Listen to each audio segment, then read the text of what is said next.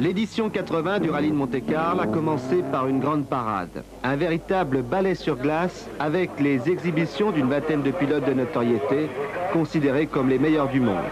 Plus de 15 000 personnes ont pu apprécier les différences de pilotage et de trajectoire. Le prologue de Serge Chevalier, long de 3 km, peut paraître dérisoire au lendemain de l'arrivée à Monaco, mais ce petit sprint a établi une première hiérarchie. En 2 minutes 1 seconde, Allen sur Fiat Abarth et Darniche sur Lancia Stratos réalisent tous deux le meilleur temps devant Andruet, Roll, Valdegarde, Bettega. Mais le Finlandais Mikkola avec la Porsche Almeras concède 12 secondes, Béguin perd 20 secondes. Cet affrontement sur la glace vive fut l'expression d'une guerre des pneus entre Michelin et Pirelli. 7 voitures dans les 7 premières étaient équipées par la marque italienne qui a fait de gros efforts après les déboires des années précédentes. Lors de ce prologue, les pilotes méridionaux font jeu égal avec les Scandinaves. Que pensez-vous de cette expérience de prologue à Serge Chevalier sur la neige et la glace? C'est pas mal au niveau des spectateurs, c'est intéressant pour eux parce que c'est une très belle exhibition et c'est bien pour le rallye parce qu'en général c'est une discipline ingrate dans le sens où ça se passe la nuit et c'est très difficilement percevable pour les spectateurs, alors que là c'est un spectacle fantastique, c'est un ballet sur glace fait par des voitures et je pense que c'est une très très bonne initiative. Le champion du monde, Björn Valdegarde, ne semblait pas très enchanté au départ. Vous savez, personne n'est encore très motivé pour effectuer ce genre de démonstration. Mais cela fait partie du jeu, c'est une épreuve spéciale et on doit se concentrer normalement. Les pilotes scandinaves sont-ils plus à l'aise sur la glace que les autres Européens? C'était vrai avant, mais je pense que les gens du Sud, notamment les Italiens et les Français, nous ont rattrapés depuis.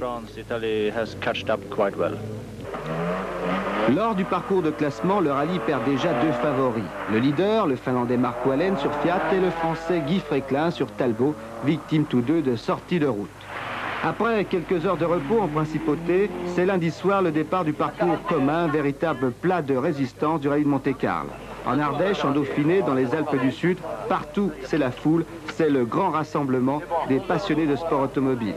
Le Monte-Carlo sera d'ailleurs victime de son succès et 4 épreuves spéciales seront annulées en raison du nombre trop important de spectateurs. Cela ne contrarie pas la progression de l'Allemand Walter Roll en tête dès la 2e spéciale du parcours de classement. Roll, régulièrement, augmente son avance, mais derrière, on assiste à une belle démonstration de 2 groupes 2, la Ritmo de l'Italien Bettega et la Golf GTI du Suédois Eklund. Très à l'aise sur la neige, Bettega et Eklund rivalisent avec les groupes 4, mais la neige va fondre au fil des kilomètres. Valdegarde, lui, se maintient à 6 minutes du leader. Avec 2 nuits blanches, 40 heures d'effort, avec aussi la neige, le verglas et le brouillard, le parcours commun est une éprouvante épreuve physique. Au Burzet, Andruet compte 7 minutes de retard sur Horn.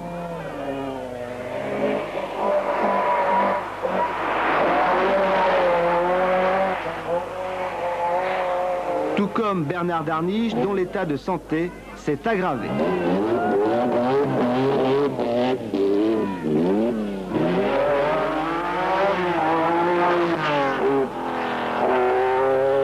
Bernard Darniche, un an après votre victoire sur la de Monte-Carlo, c'est un long calvaire.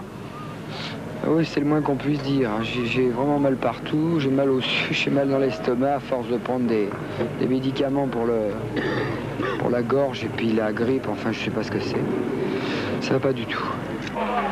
Pour Darniche, le chemin de croix continue alors que Michel Mouton se montre toujours aussi régulière et efficace. Opposé à de multiples problèmes, Jean-Luc Terrier fut la première victime du parcours commun.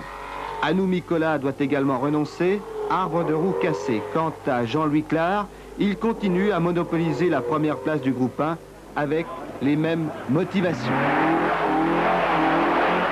Les motivations d'abord, c'est d'essayer de faire du sport automobile avec une voiture du commerce qui est schématiquement la voiture de Monsieur Tout-le-Monde, à quelques équipements de sécurité près, c'est-à-dire des harnais un peu plus consistants, des roll bars. On a aussi des freins un peu modifiée, mais ça s'arrête là.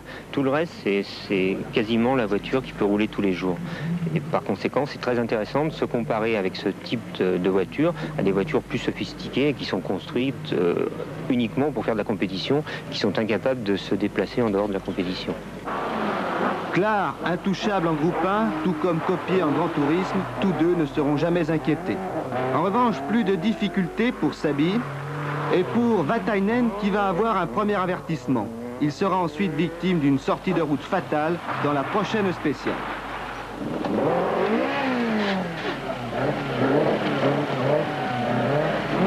Et voici quelques pas de danse du côté de Saint-Jean-Royan. Tout d'abord pour l'Alfa Romeo de Pierre Pagani.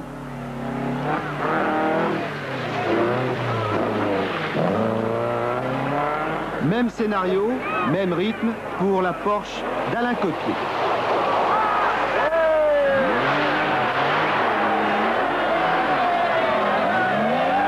Lors de ce Monte-Carlo, Jean-Claude Androuet n'apparaît pas aussi motivé que d'habitude. J'avais vu que j'étais pas dans le coup au point de vue physique, mais vous savez, moi quand je me fais dominer, j'essaye de me secouer et puis d'essayer de reprendre un petit peu le dessus. Et à Saint-Barthélemy, c'est une épreuve que j'affectionne. L'année dernière, j'avais fait un des meilleurs temps, et comme à la cime du Mât, si vous voulez, ce sont des épreuves que j'aime beaucoup. Et Saint-Barthélemy, c'est tellement fantastique. Et là, je suis parti, j'ai eu un problème de freinage tout de suite, j'ai la pédale qui allait au plancher, et j'avais un étrier cassé, et j'avais plus de frein du tout. J'ai fait pratiquement toutes les spéciales sans frein, à part les quelques kilomètres du début, et je pense vraiment que là, je faisais le temps scratch de loin.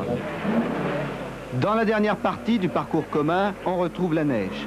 Astucieux Walter Röhrl qui va utiliser un point du règlement en se faisant pénaliser de 10 secondes, obligeant ainsi Bernard Darniche à ouvrir la route, ce qui est toujours un handicap sur la neige fraîche.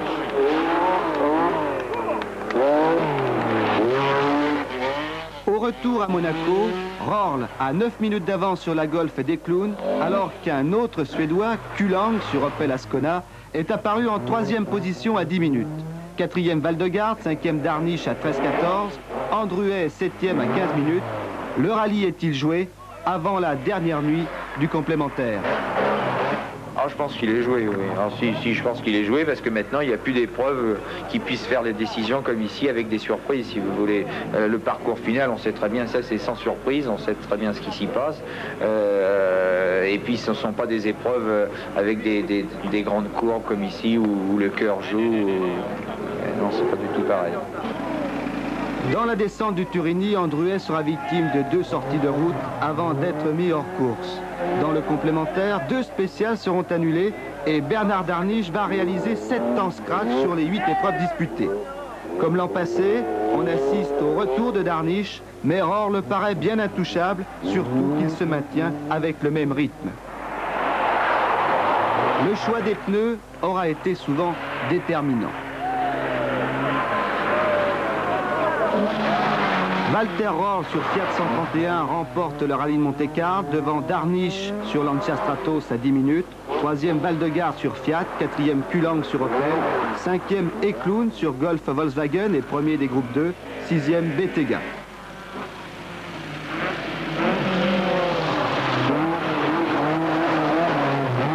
Âgé de 33 ans, ancien skieur, avant d'être pilote, Walter Röhrl fut secrétaire ecclésiastique. Vainqueur déjà du rallye de l'Acropole, du Critérium du Québec, cette victoire est une consécration pour Röhrl, comme l'explique Césarier Fiorio, directeur du service compétition Fiat. Jusqu'à il y a 2 ou 3 années, il ne finissait pas beaucoup de courses, il avait des problèmes. Mais il était tellement rapide qu'on a dit, bon, on va essayer de le mettre dans l'équipe. Alors depuis qu'il est avec nous, je dois dire que pas seulement il a continué à être rapide, mais il a commencé à finir les courses. Il ne fait pas de faute, c'est un pilote très très sérieux.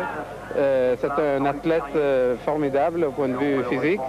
Et je crois que ça, c'est sa consécration au niveau international. Pour Darniche, 2e est rétabli, l'honneur est sauf.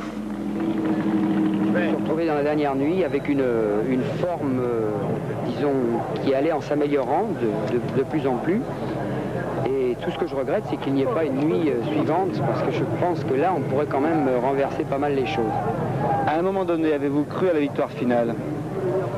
Non, vous savez, dans ces moments-là, on est tellement concentré qu'on se fixe simplement un but, aller le plus vite possible sur une épreuve spéciale et après on fait les comptes, mais on ne fait pas d'hypothèse sur l'avenir. C'est pas possible parce que là on risque de se tromper carrément et on ne sait jamais si on sera capable d'aller jusqu'au bout à des cadences qui frisent vraiment la limite quand même comme ça, parce que j'ai encore fait des trucs dans le Turigny avec les racing où c'était quand même des coups de poker, hein. C'est quand même pas évident à faire.